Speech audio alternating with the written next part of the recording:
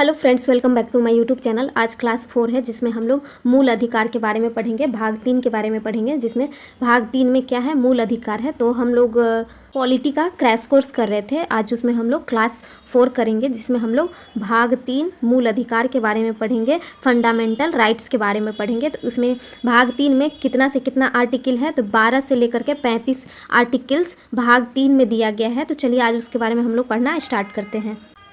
मूल अधिकार को नैसर्गिक अधिकार कहते हैं क्योंकि ये जन्म के बाद मिल जाता है। मूल अधिकार को मैग्ना कार्टा कहते हैं। मूल अधिकार को क्या कहते हैं? मैग्ना कार्टा कहते हैं। इसे यूएसए के संविधान से लिया गया है। तो मूल अधिकार को कहाँ से लिया गया है? तो यूएसए के संविधान से लिया गया है। इसको क्या बोलते हैं? मैग्ना कार्टा कहते हैं मूल अधिकार को।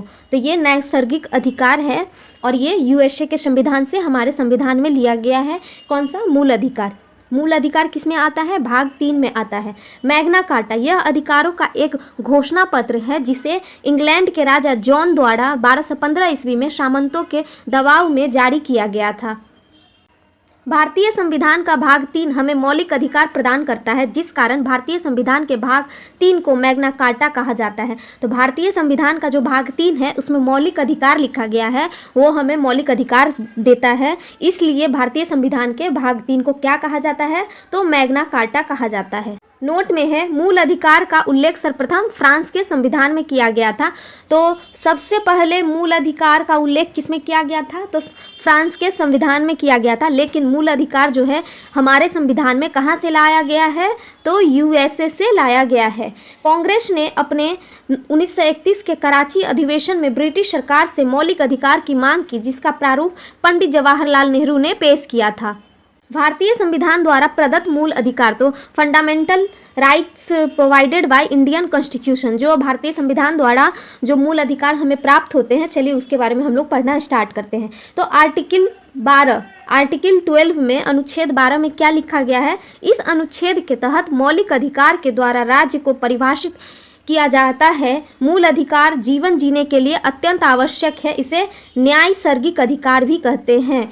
तो इस अनुच्छेद में क्या कहा गया है?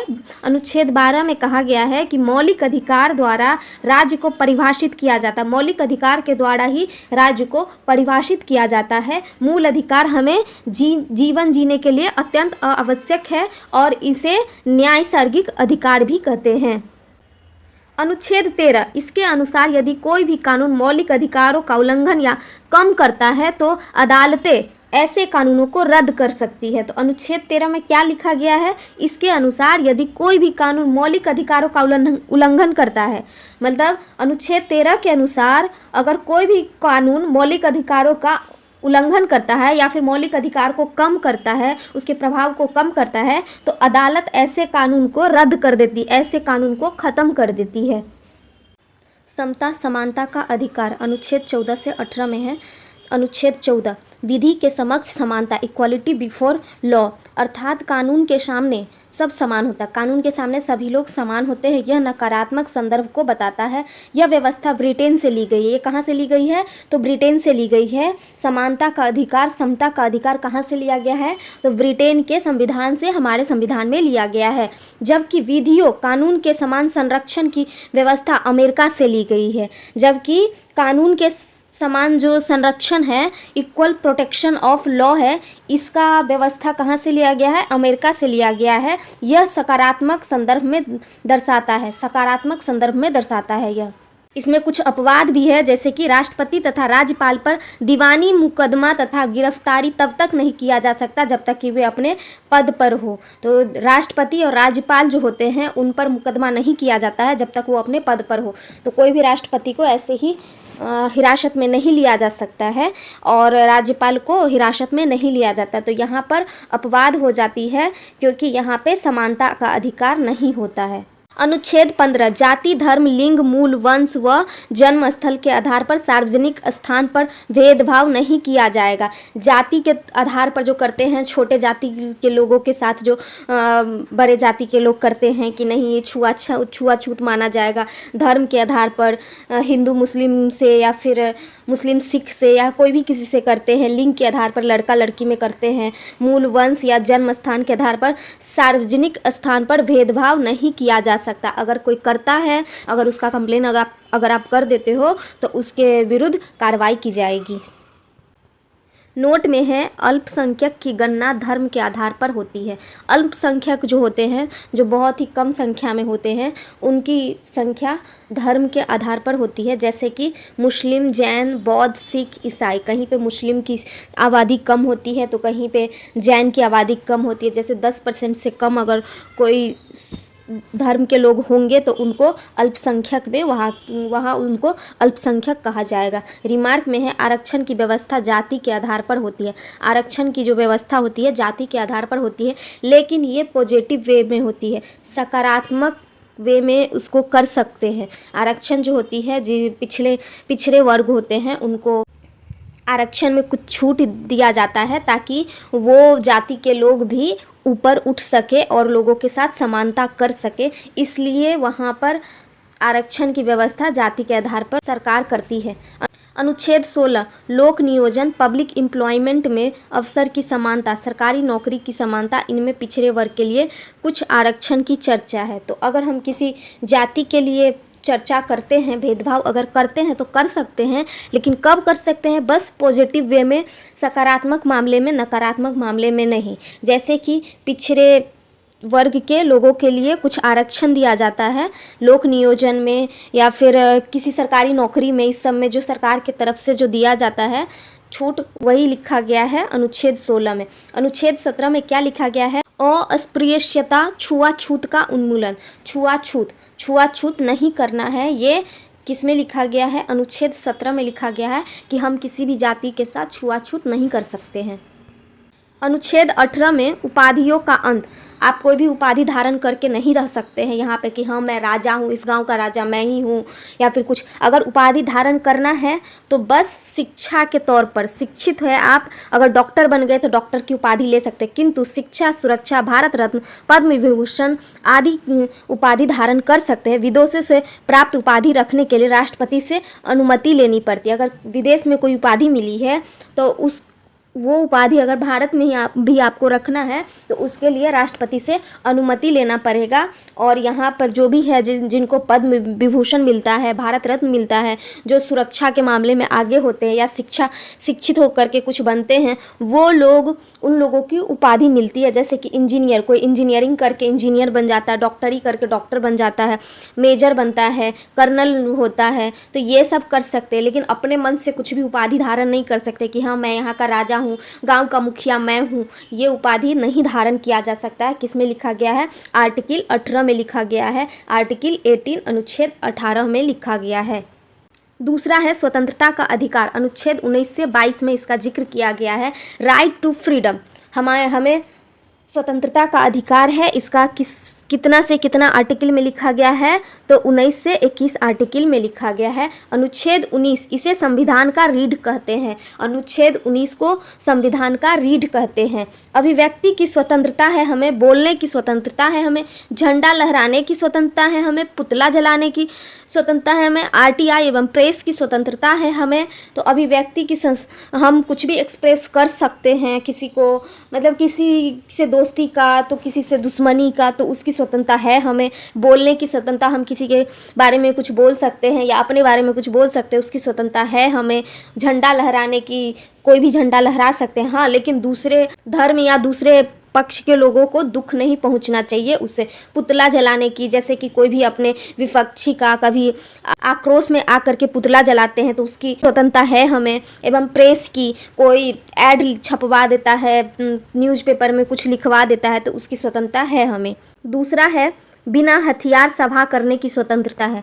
सभा कर सकते हैं बिना हथियार का, जैसे जन आंदोलन पे लोग बैठ सकता है, लेकिन हथियार लेकर के नहीं। ऐसा नहीं कि मार धार कुछ भी किसी को मार दे, जान से मार दे, वो सब नहीं करना है, लेकिन बिना हथियार का सभा कर सकते हैं। एक साथ बैठ करके संगठन बना सकते हैं, विपक्षी के बारे में बात कर सकते हैं।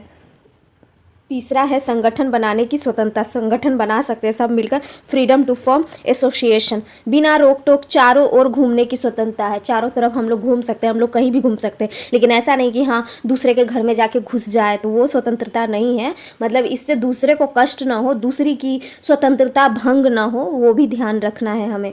भारत में किसी क्षेत्र में बसने की स्वतंत्रता है, भारत के किसी भी क्षेत्र में जाकर के हम बस सकते हैं, उसकी स्वतंत्रता है। संपत्ति का अधिकार है, राइट टू प्रॉपर्टी है। अब यह मूल अधिकार नहीं रहा, बाकी कानूनी अधिकार हो गया है। तो संपत्ति का जो अधिकार है अब यह मूल अधिकार नहीं रहा, लेकिन कानूनी अधिकार हो गया है। क्यों हो गया है? जैसे कि कहीं का ज़मीन अगर सरकार को पसंद आ गया, वो आपका ज़मीन है, तो सरकार आपका ज़मीन ले सकती है, लेकिन हाँ उसके बदले कुछ मुआवजा दे देती है आपको। जैसे एयरपोर्ट बनाना है या कुछ भी सरकार को हॉस्पिटल खोलना है, तो उसके लिए वो आपका ज़मीन ले सकती है, ले लेगी और उसके बदले आपको कुछ पैसे दे देगी। उसका जो भी मुआवजा होता है उतना पैसा आपको दे देती है। लेकिन ये अब हमारा मूल अधिकार नहीं रहा है, अब ये कानूनी अधिकार हो गया है, संपत्ति का अधिकार। नोट में है, मूल संविधान में स्वतंत्रता के अधिकारों की संख्या 7 थी, किंतु संपत्ति के अधिकार को 44वें संविधान संशोधन द्वारा 1978 में इसे मौलिक अधिकार से हटा दिया। अब इसे अनुच्छेद 300 का क के तहत कानूनी अधिकार में रख दिया। तो पहले स्वतंत्रता के अधिकारों की संख्या कितनी थी? 7 थी, लेकिन अब उसको हटा दिया गया। कब हटाया गया? 1978 में उसको कानूनी अधिकार बना दिया गया। हमारे स्वतंत्रता के अधिकार को कानूनी अधिकार बना गया। 44वें संविधान संशोधन 1978 में बना दिया गया है। व्यवसाय करने की स्वतंत्रता, हमें व्यवसाय करने की स्वतंत्रता दी गई है। हम व्यवसाय कर सकते हैं, अपना जीविकोपार्जन करने के लिए कोई भी व्यवसाय कर सकते हैं, इसकी स्वतंत्रता है हमें। अनुच्छेद 20, इसमें 3 प्रकार की स्वतंत्रता दी गई है। आर्टिकल 20 है, इसमें 3 प्रकार की स्वतंत्रता दी गई है। एक गलती के लिए एक ही सज़ा होगा, ऐसा नहीं एक गलती के लिए 2-3 सज़ा दे देंगे। जो इस पर ज़्यादा गलती कर लिया है तो इसको और भी सज़ा दे सकते हैं, ऐसा नहीं। एक गलती के लिए बस एक सज़ा मिलेगी।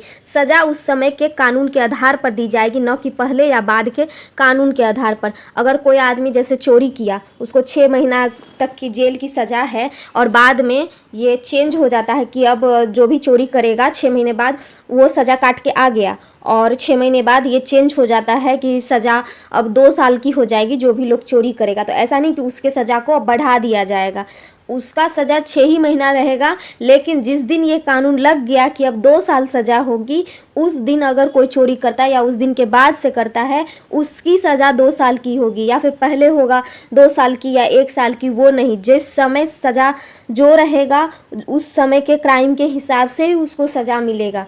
सज़ा के बाद भी कैदी को संरक्षण दिया जाता है, सज़ा के बाद भी कैदी को संरक्षण दिया जाता है। ऐसा नहीं कि सज़ा है तो कैसे भी दे दो, मर भी जाए, कुछ भी नहीं, ऐसा नहीं है। अच्छे तरीके से उसको सज़ा कंप्लीट करवाया जाता है। नोट में है, अनुच्छेद 20 के अनुसार जब तक किसी व्यक्ति को न्यायालय दोषी करार नहीं देती है तब तक उसे अपराधी नहीं माना जाता है। तो आर्टिकल 20 में क्या कहती है कि जब तक किसी व्यक्ति को न्यायालय दोषी करार नहीं देती है, जज साहब जब तक नहीं बोल देंगे कि अब दोषी है, तब तक उसे अपराधी नहीं माना जाएगा।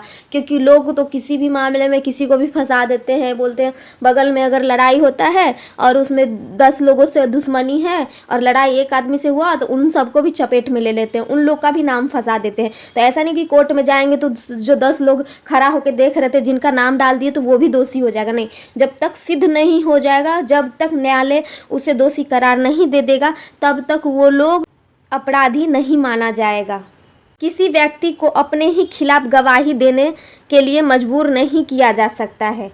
तो कोई भी व्यक्ति को अपने ही खिलाफ गवाही देने के लिए मजबूर नहीं किया जा सकता। जैसे कि पुलिस अब कोई 10 लोगों को जो पकड़ के लाया, उसको मार मार के बोलेगा नहीं तुम बोलो कि मैं दोषी हूँ, ये नहीं बोल सकता। वो अगर कोर्ट में बोलेगा, जो भी व्यक्ति अपराधी के तौर पे वहाँ पे जाता है, मतलब जिसका भी केस में नाम रहता है, वो खुद से अपनी गवाही नहीं देगा, वो देगा लेकिन उससे साक्ष्य वो ले लेता है ताकि वो कुछ बोले, ताकि वो दूसरे जगह जाए। और गवाह तो दूसरा आदमी होता है, गवाह खुद दोषी गवाह नहीं बनता है कभी भी।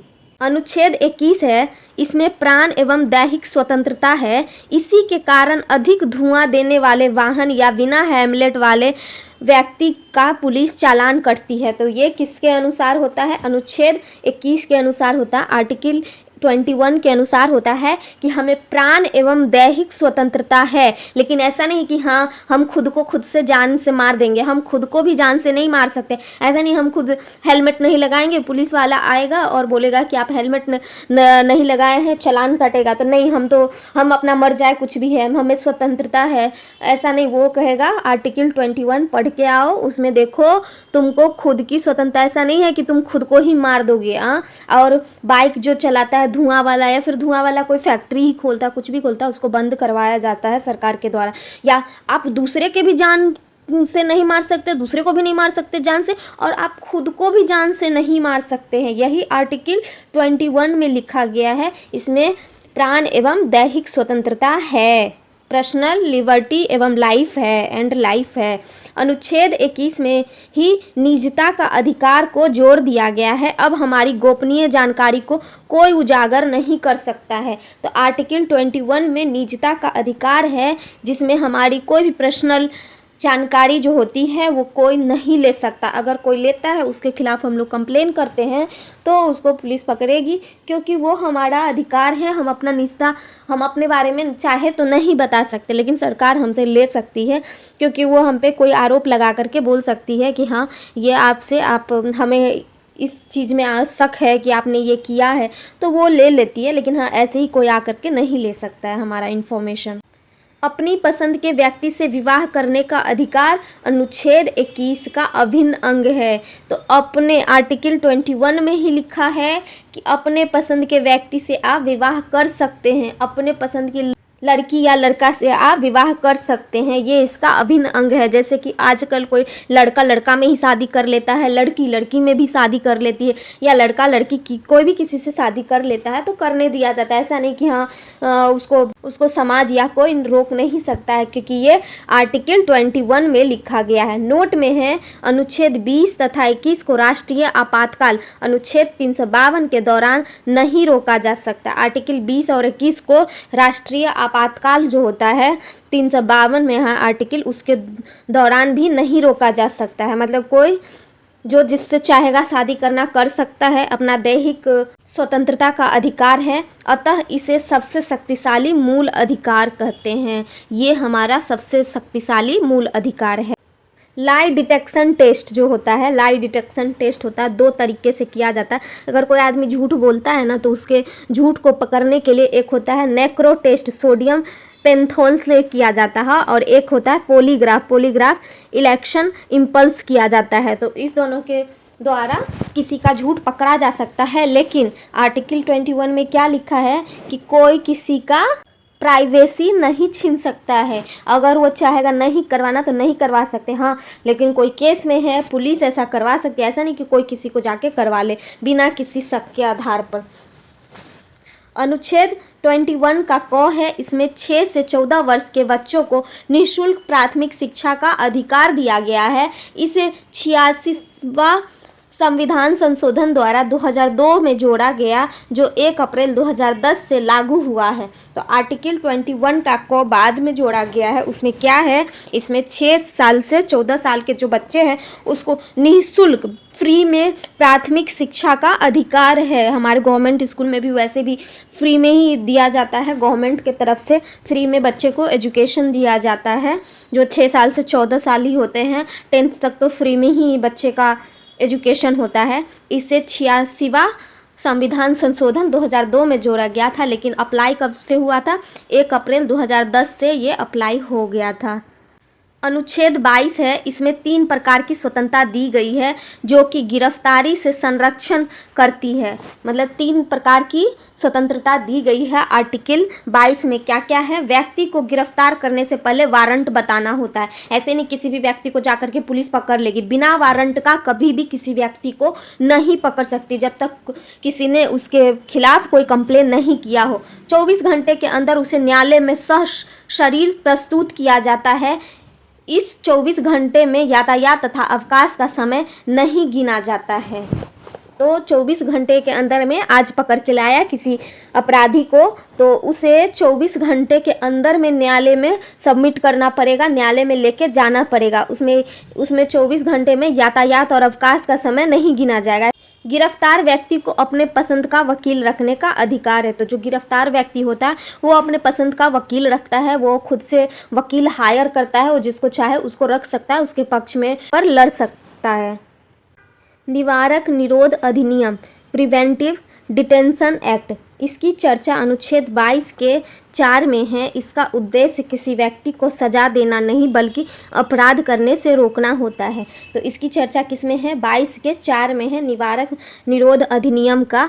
और इसका उद्देश्य किसी व्यक्ति को सजा देना नहीं बल्कि अपराध करने से रोकना होता है। अगर कोई अपराधी है उसको लेकर के कैद किया जाता है, क्यों? ताकि वो अपराध और ना कर सके, खुले में छूट नहीं दिया जाता है, इसलिए ऐसा नहीं कि उसको सजा दिया जाता है। इस कानून के तहत पुलिस शक के आधार पर किसी भी व्यक्ति को बिना कारण बताए अधिकतम 3 महीने तक गिरफ्तार या नज़रबंद कर सकती है। नज़रबंद करती है कभी कभी, जैसे किसी होटल में रख दिया जाता है, उसको बाहर नहीं ले जाया जाता है, या फिर गिरफ्तार कर सकता है अगर किसी पे शक हो कि हाँ इसने ये क्राइम किया है। तो नज़रबंद, किसी व्यक्ति को जब समाज से मिलने नहीं दिया जाता है तो उसे नज़रबंद कहते हैं। जब कोई व्यक्ति को समाज से नहीं मिलने दिया जाता है, उसके परिवारजन या किसी से नहीं मिलने दिया जाता है, तो उसे नज़रबंद कहते हैं। नज़रबंद होटल, आवास या जेल कहीं भी हो सकता है, जेल में भी डाल सकता है, किसी होटल में भी रखवा सकता है, या किसी घर में भी रख सकता है नज़रबंद के तहत।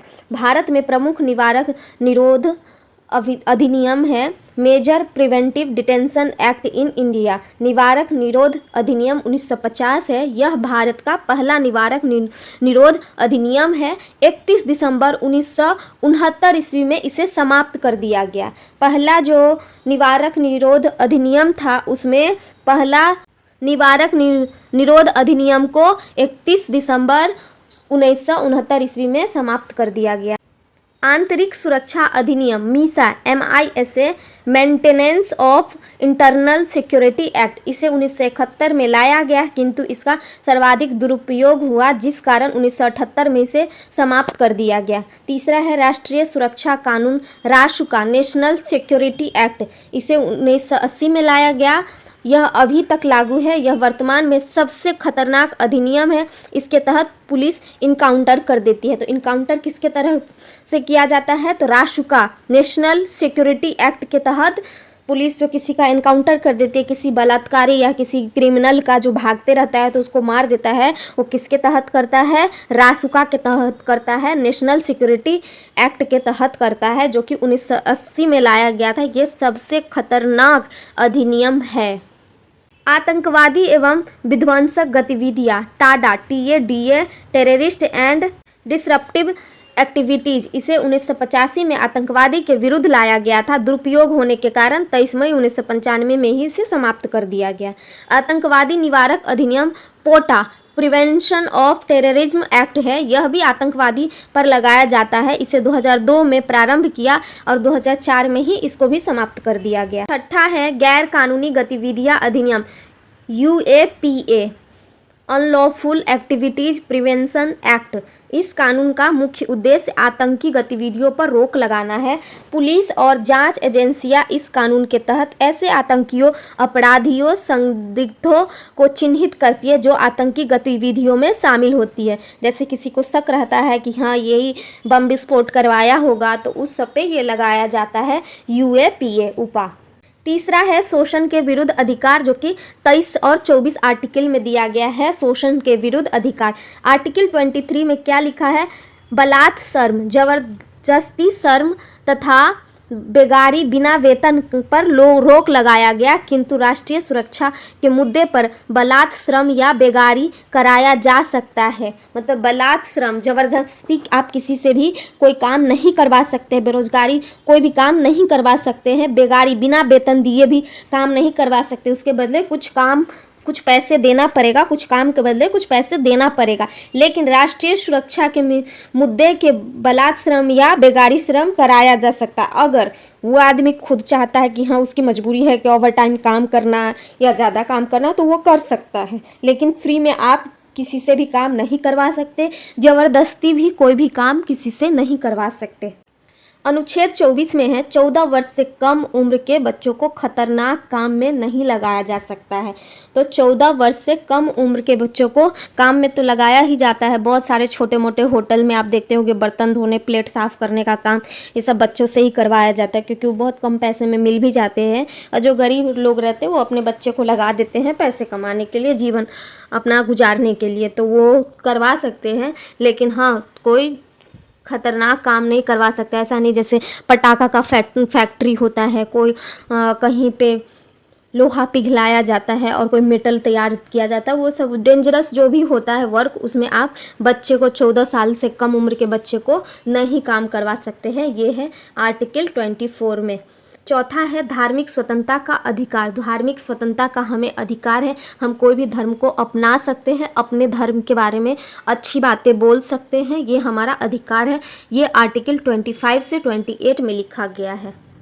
आर्टिकल 25 में लिखा गया अंतःकरण की चर्चा अर्थात व्यक्तिगत धार्मिक स्वतंत्रता की चर्चा है। इसके तहत सिखों को कृपान तलवार रखने की स्वतंत्रता है, मुसलमानों को दाढ़ी रखने की स्वतंत्रता है, हिंदुओं को टिकी रखने सिखा रखने की स्वतंत्रता है। बौद्ध, जैन तथा सिख हिंदू धर्म का अंग है। तो कोई भी धर्म, जैसे मुस्लिम टोपी पहनते हैं तो वो पहन सकते हैं। ये सब आर्टिकल 25 के अंदर आता है, क्योंकि हमें अपना धार्मिक स्वतंत्रता है, हम अपने धर्म के अनुसार कुछ कर सकते हैं।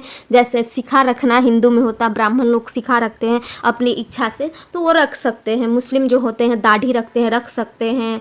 और सिख जो होते हैं कृपान तलवार रखना होता है उनका, तो वो भी रख सकते हैं। तो ये सब उनकी स्वतंत्रता है।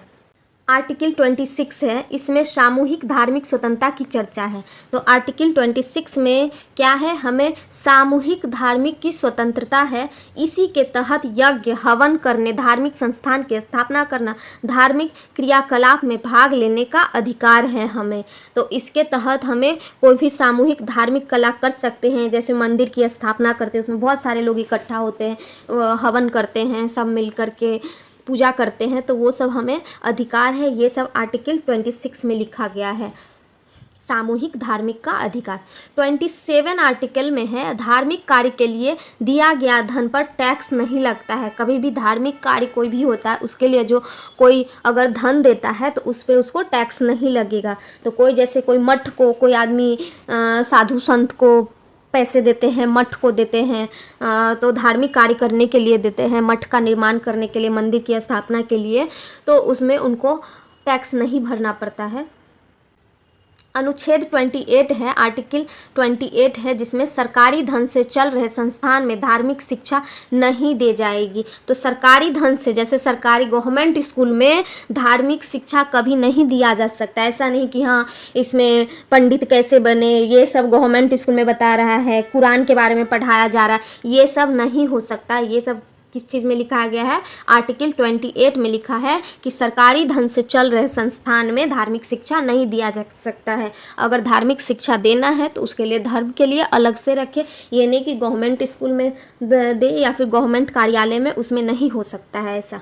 संस्कृत एक भाषा है, न कि हिंदू धर्म की धार्मिक शिक्षा।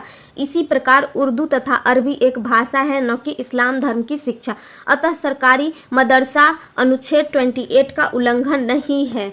तो संस्कृत जो है हमारी एक भाषा है, न कि ये हिंदू की भाषा। ऐसा नहीं कि ये हिंदू धर्म का ही धार्मिक भाषा है, हम लोग ही संस्कृत बोल सकते नहीं, कोई भी संस्कृत बोल सकता है, क्योंकि यह एक लैंग्वेज है। और ऐसी ही उर्दू भी है, उर्दू अरबी ये सब भी एक लैंग्वेज ही है। ये नहीं कि हाँ इस्लाम ही बस बोल सकते, इस्लाम की धर्म का शिक्षा दिया जाता है। तो इसलिए हमारे एग्जाम्स में भी जो होते हैं ना, 10th के एग्ज़ाम या कोई भी जो होते हैं हमारे स्कूल में ना, ये लैंग्वेज दिया जाता है सिलेक्शन करने का कि आप चाहे तो आप संस्कृत पढ़ सकते। संस्कृत पढ़ते हैं बहुत सारे लोग, सारे स्टूडेंट्स को संस्कृत पढ़ाया जाता है, उर्दू भी पढ़ाया जाता है, उर्दू भी बहुत सारे लोग लेते हैं, वो लोग एग्ज़ाम देते हैं उर्दू का। तो ये सब इसका उल्लंघन नहीं करती है, मतलब सरकारी मदरसा अनुच्छेद 28 के तहत इसका उल्लंघन नहीं करती है। 5वां है संस्कृति एवं शिक्षा संबंधी अधिकार। इसमें अनुच्छेद 29 और 30 आता है, अल्पसंख्यक के लिए होता है। अनुच्छेद 29 जो है अल्पसंख्यकों के हितों का संरक्षण करना है। इसमें अल्पसंख्यकों की रक्षा है और कहा गया है कि किसी भी अल्पसंख्यक को इसकी भाषा या संस्कृति के आधार पर किसी संस्था में प्रवेश से नहीं रोक सकते हैं। अगर कहीं पर अल्पसंख्यक, पहले कहते किसको हैं? अल्पसंख्यक उसे कहते हैं किसी भी क्षेत्र में किसी धर्म के लोग जो 10% से भी कम हो, 10% हो, लगभग 90% दूसरे धर्म के लोग हो और धर्म के, लेकिन एक ऐसा धर्म है जो कि कहीं पे जैसे मुस्लिम ही 10% है, तो वो वहाँ का अल्पसंख्यक हो गया। तो ऐसा नहीं है कि हाँ उन लोगों को किसी भी भाषा या संस्कृति के आधार पर किसी भी संस्था में उनको प्रवेश नहीं किया जाएगा, मतलब भेदभाव उससे किया जाएगा, ये नहीं किया जा सकता है, कहीं भी ऐसा नहीं किया जा सकता है। भारत में हिंदू बहुसंख्यक के अंतर्गत आते हैं। भारत में सबसे ज़्यादा संख्या में हिंदू आते हैं, हिंदू बहुसंख्यक के अंतर्गत आते हैं। इसके अलावे अन्य सभी समुदाय जैसे मुस्लिम, सिख, ईसाई, बौद्ध, जैन, पारसी आदि अल्पसंख्यक समुदाय में आते हैं। रिमार्क में है, भारत में अल्पसंख्यक होने का आधार धार्मिक तथा भाषाई को माना जाता है। तो भारत में अल्पसंख्यक होने का आधार क्या है? धार्मिक तथा भाषा, धर्म और भाषा को माना जाता है। भारत में अल्पसंख्यक, उसके आधार पर उसका विभाजन किया जाता है।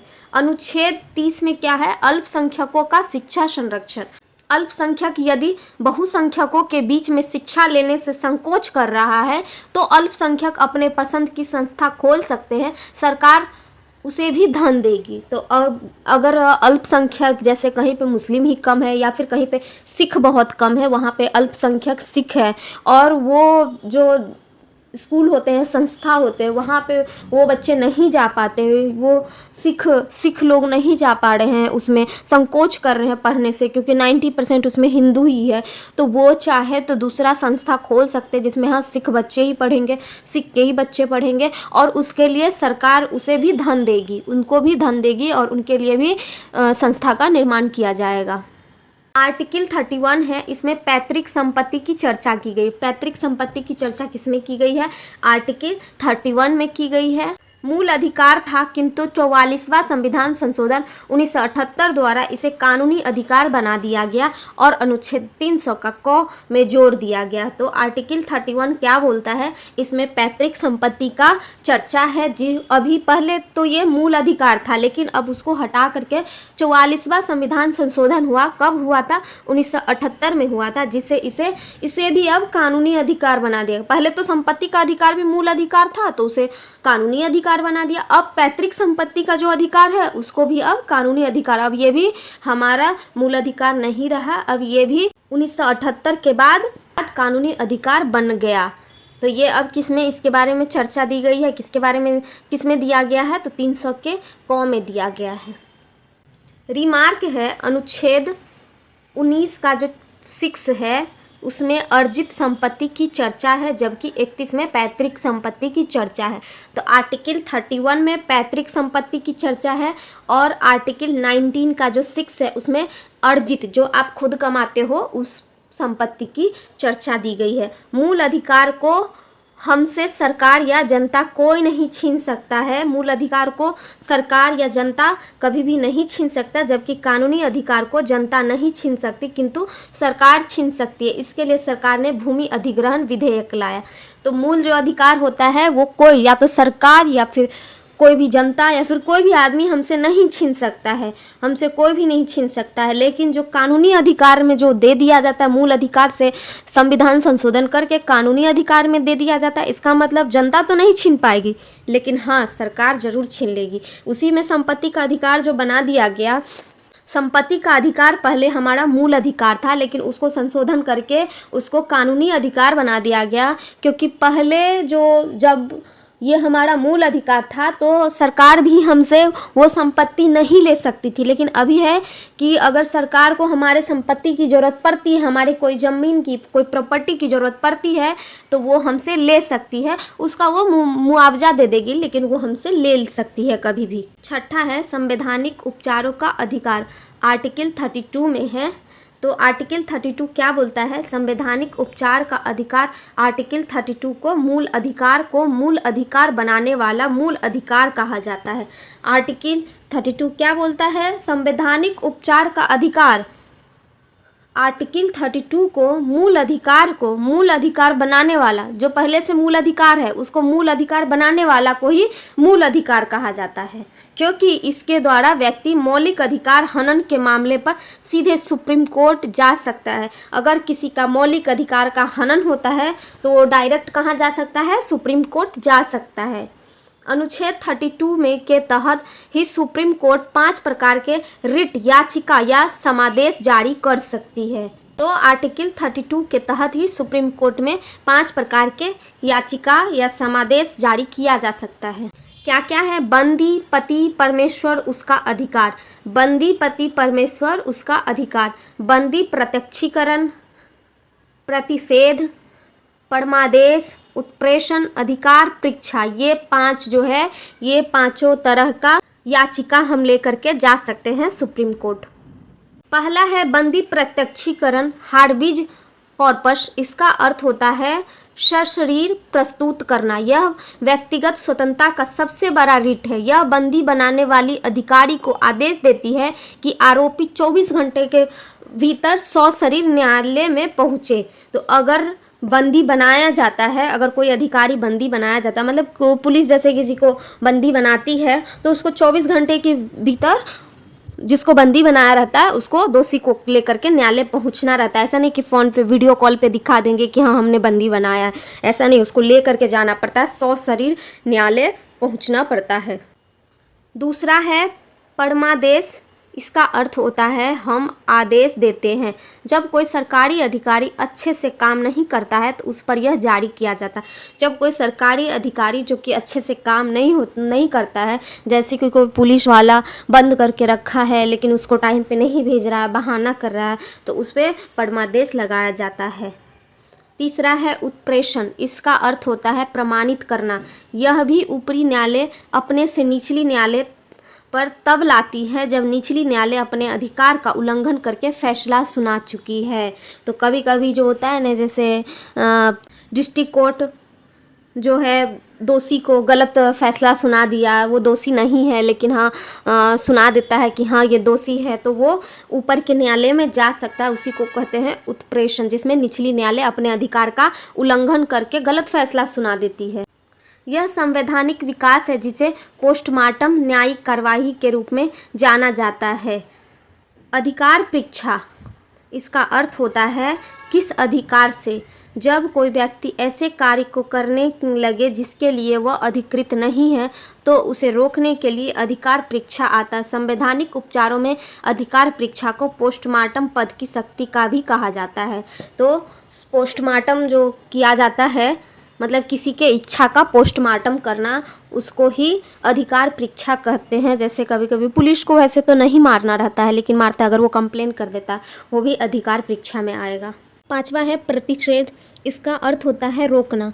यह ऊपरी न्यायालय अपने से निचली न्यायालय पर तब तक लाती है जब तक निचली न्यायालय अपने अधिकारों का उल्लंघन करके फैसला सुना चुकी है। अगर कोई किसी को दोषी अपराधी कोई दोषी गया है और हाई कोर्ट में ही मान करके चलिए, अगर रेप का रेपिस्ट उसको घोषित कर देता है और वो संतुष्ट नहीं अपने सज़ा से, वो अपराधी नहीं है, तो वो जा कर के सुप्रीम कोर्ट में जा सकते हैं। उसकी सज़ा सुना चुकी है तो कंप्लेन दर्ज कर सकते हैं।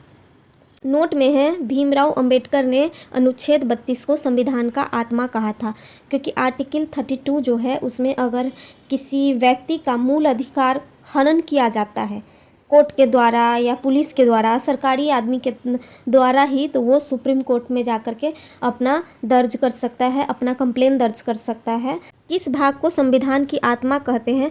प्रस्तावना। ये 5 प्रकार के रिट को अनुच्छेद 226 के तहत हाई कोर्ट में जारी किया जा सकता है। तो ये जो 5 तरह के जो अभी पढ़े हैं रिट, उनको 226 के तहत हाई कोर्ट में जारी किया जा सकता है।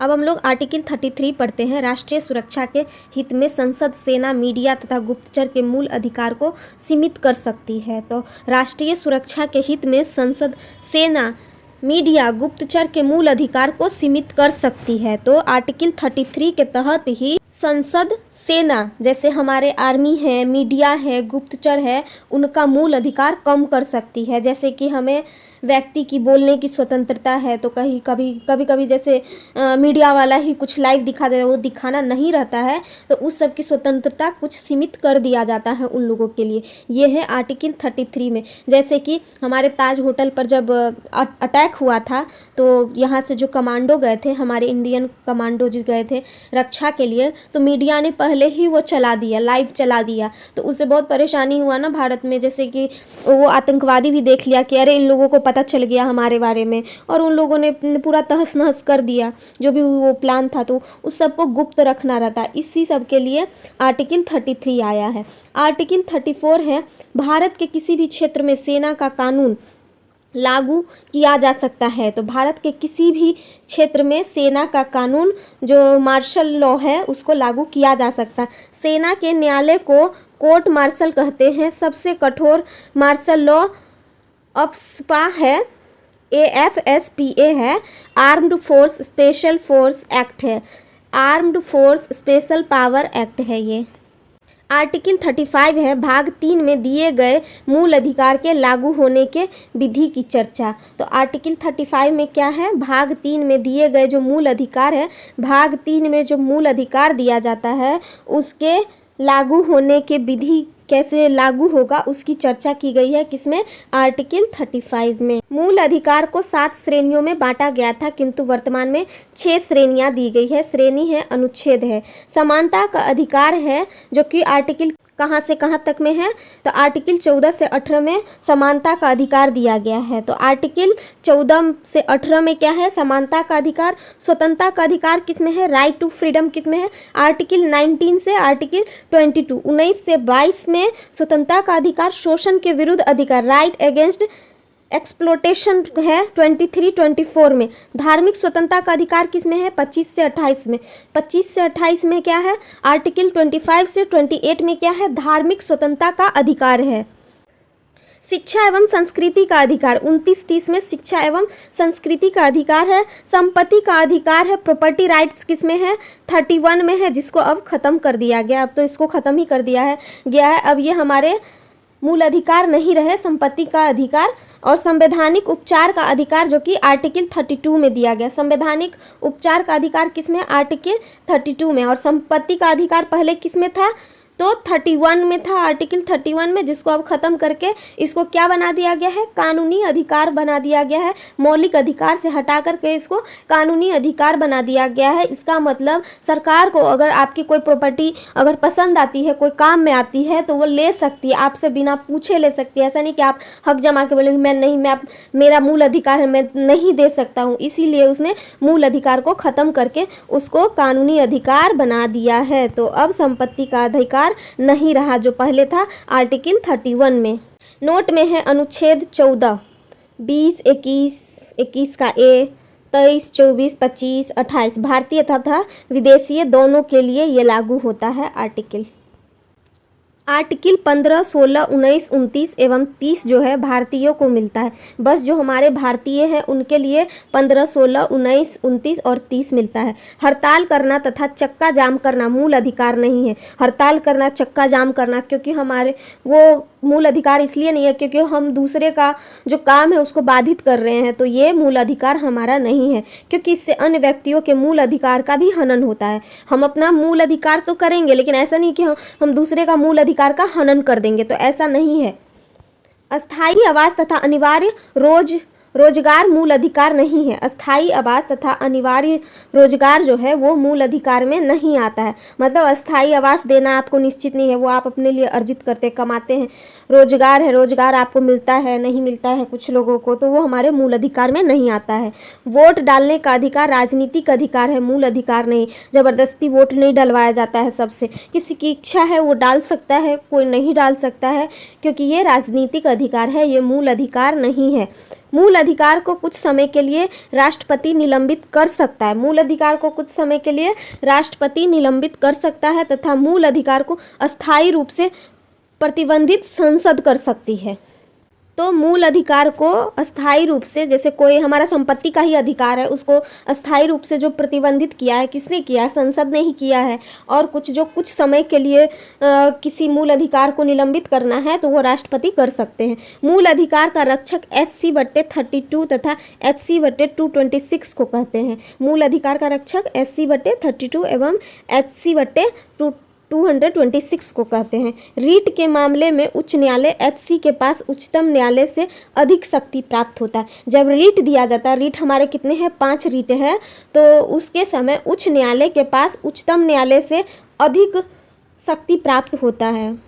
नोट में है अनुच्छेद 14, 19 और 21 गोल्डन ट्रायंगल आर्टिकल कहते हैं। तो आर्टिकल 14, 19 और 21 है, उसे क्या कहते हैं? गोल्डन ट्रायंगल आर्टिकल कहते हैं। तो इसमें क्या है?